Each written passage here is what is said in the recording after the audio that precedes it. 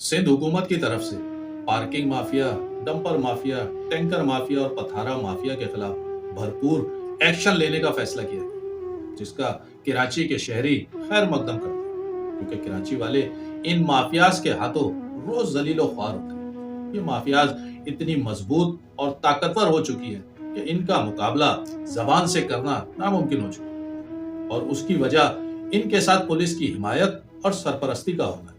अब देखना यह है कि इन माफियाज को लगाम देने के लिए इसी मौजूदा करप्ट पुलिस से कैसे काम लिया जाए, जो कि इन माफियाज की पैदाइश से लेकर अफजाइश तक की बराह रास्त जिम्मेदार। अल्लाह करे कराची को इन माफियाज से पाक करने के लिए उन काबिल और पढ़े लिखे गैर जानिबदार पुलिस अफसरान को तैनात किया जाए कि जिनको इस शहर से मोहब्बत भी हो और इसकी ऑनरशिप भी उनके पास हो।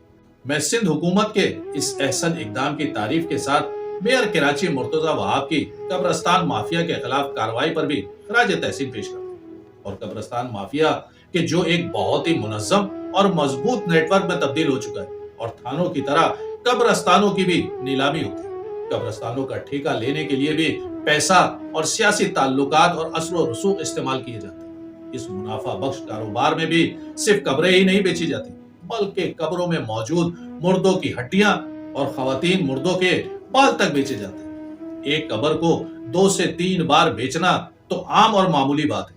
पानी के केन और फूलों की पत्तियां बेचने का भी ठेका दिया जाता है। छोटे बड़े मज़ारात की तामीर के लिए लाखों करोड़ों रुपए की बोली लगाई जाती है, जिन पर सालाना उर्स करवाकर लगाई गई रकम से दुगना तिगना कमाया जाता है। और इस धंधे में भी आपको गैर मकामियों की अजारादारी नजर आएगी, जो पानी से लेकर फूल पत्तियां बेचने और कब्र बेचने से लेकर उसे पक्की करने तक में सराइकियों की अक्सरियत नुमाया दिखाई देगी। आज से 20 से 25 साल पहले कब्रस्तानों में पानी के लिए बड़े बड़े टैंक या हौज बने होते थे, जहां हर वक्त पानी मुयस्सर होता था, जहां से लोग मुफ्त में पानी भरकर अपने प्यारों की कब्रों पर डाल दिया करते थे। मगर जब से इन पर माफियाज का कब्जा हुआ है, तब से पानी भी खरीद कर डाला जाता है। कब्रस्तानों में मौजूद एक बच्चे से जब मैंने पूछा कि बेटा ये पानी की बोतलें दिन भर में कितनी बेच देते हो, तो कहने लगा कि 500 से 1000 रुपए तक की रोज की दिहाड़ी बन जाती है। अब आप खुद ही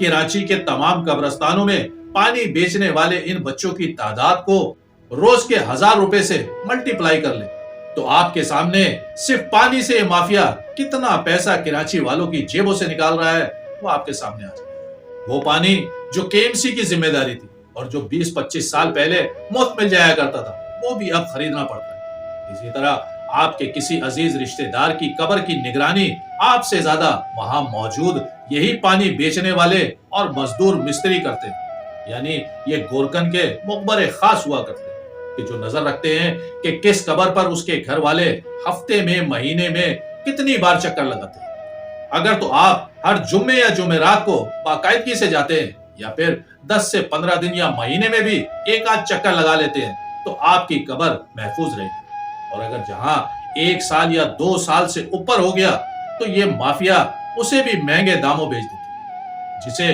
डबलिंग कहा जाता है।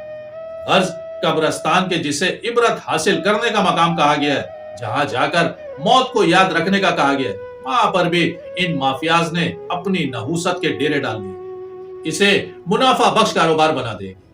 अभी कुछ हफ्तों पहले मेयर कराची मुर्तजा वहाब ने कब्र के सरकारी रेट जो कि 14,300 रुपए मुकर्रर किए हैं, और उससे जायद रकम मांगने पर टोल फ्री नंबर भी शिकायत के लिए पब्लिक किया गया, जो कि बहुत ही जबरदस्त इकदाम है।